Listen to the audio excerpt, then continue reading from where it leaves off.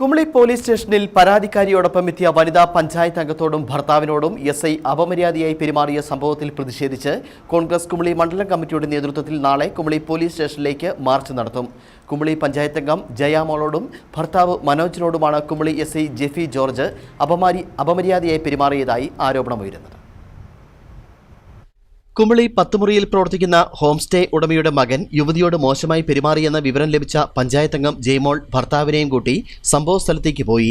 യുവതിയുടെ ബന്ധു വിളിച്ചറിയിച്ചതിനെ തുടർന്ന് പരാതി നൽകാൻ പരാതിക്കാരിക്കൊപ്പം ജയമോളും ഭർത്താവ് മനോജും കുമളി പോലീസ് സ്റ്റേഷനിലെത്തി.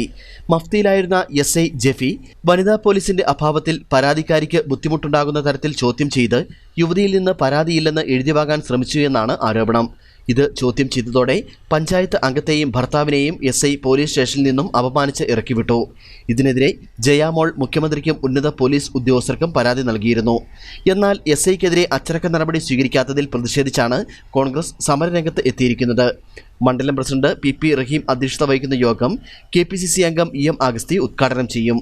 പ്രതിഷേധ മാർച്ചിൽ കോൺഗ്രസിന്റെയും പോഷക സംഘടനകളുടെയും നേതാക്കളും പ്രവർത്തകരും അണിനിരക്കും. ഇടുക്കി വിഷൻ, കുമളി.